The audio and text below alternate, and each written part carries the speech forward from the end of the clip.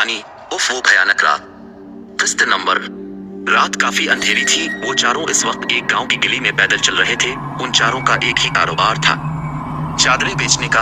वो हमेशा अपना माल, चादरें गांव या शहर शहर जाकर बेचते। इस गांव में भी वो अपनी चादरें बेचने आए थे, लेकिन बेचते बेचते उन्हें काफी रात हो गई थी। अब वो इतनी रात को वापस अपने गांव भी नहीं जा सकते थे, इसलिए इन चारों ने आज रात यही गांव में रात करने का इरादा किया।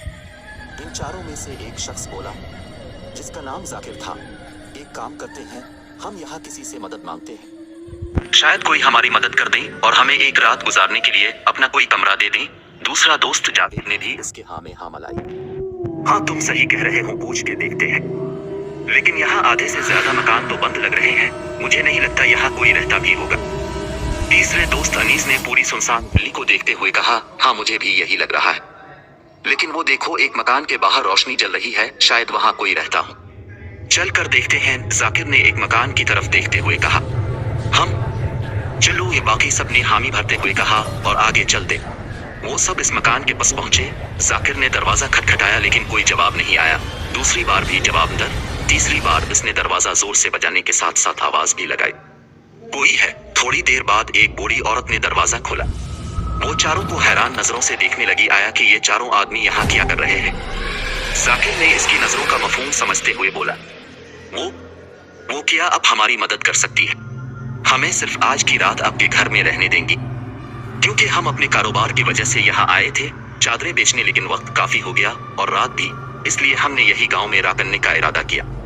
और हम इस गांव के नहीं हैं, पास के गांव से आए हैं, इसने तफसील से बयान किया। अच्छा ठीक है, अंदर आप। वो बूढ़ी औरत ने उन चारों को अंदर चलने को कहा। वो चारों भी अंदर चले गए। घर काफी पुराना लग रहा था और थोड़ा खौफनाक भी, लेकिन क्या कर सकते थे, एक रात की तो बात थी। घर काफी बड़ा भी था।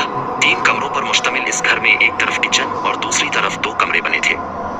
एक कमरा शायद इस बूढ़ी औरत का था और दूसरा खाली। वो चारों को कमरा बताते हुए बोली, तुम सब यहाँ आराम करो, इतना माल बेच कर आए हो, थक गए होगे, मैं तुम सब के लिए कुछ खाने के लिए लाती हूँ। इतना कहकर वो बना इनका जवाब सुने वहां से चली गई। वो चारों आराम से अपनी चादरें बिछाकर बैठ गए। अल्लाह का शुक्र है कि हमें रात गुजारने की जगह मिल गई, वरना मुझे लग रहा था ऐसी खंडर गली में कोई रहता भी नहीं होगा। अमजद बोला, हाँ तुमने ठीक कहा, लेकिन ये बूढ़ी औरत के साथ कोई नहीं रहता, इनके अलावा कोई घर में नजर नहीं बोला। वो एक तरीके से सही भी कह रहा था कि ऐसे अचानक इतनी रात को किसी के घर रुकना और उस पर सामने वाले से इसके घर वालों के बारे में पूछना सही नहीं था। उन्हें लग रहा था कि कहीं वो बूढ़ी औरत इन सब को चोर अड्डा को न समझ ले, इसलिए इन सब ने इस बूढ़ी औरत से कुछ पूछना मुनासिब नहीं समझा। हम चलो छोड़ो ये बातें और आराम करूं, फनीस ने बात को खत्म करते हुए बोला। इतनी देर में वो बूढ़ी औरत खाना लेकर आ गई। वो उन चारों की प्लेट में खाना डालते हुए कहने लगी, अच्छे से खाना, और अगर कोई भी चीज की जरूरत हो तो मुझे आवाज लगा देना, ठीक है? वो नर्म लहजे में इतना कहकर दरवाजा बंद करके चली गई। इन चारों को वैसे भी भूख नहीं थी, उन्होंने रास्ते ही कुछ खा लिया था। अब पेट में बिल्कुल जगह नहीं थी। बूढ़ी औरत के एहतजाज करने पर वो इसे मना नहीं कर पाए। अब खाना आ गया था, वो क्या करते, इसलिए सबने थोड़ा थोड़ा खा लिया, सिवाय जाकिर के। इसे भूख नहीं थी और दिल भी नहीं कर रहा था। इसने खाना नहीं खाया और ऐसे ही लेट गया। थोड़ी देर बाद वो सब एक एक करके नींद में चले गए, सिवाय जाकिर के।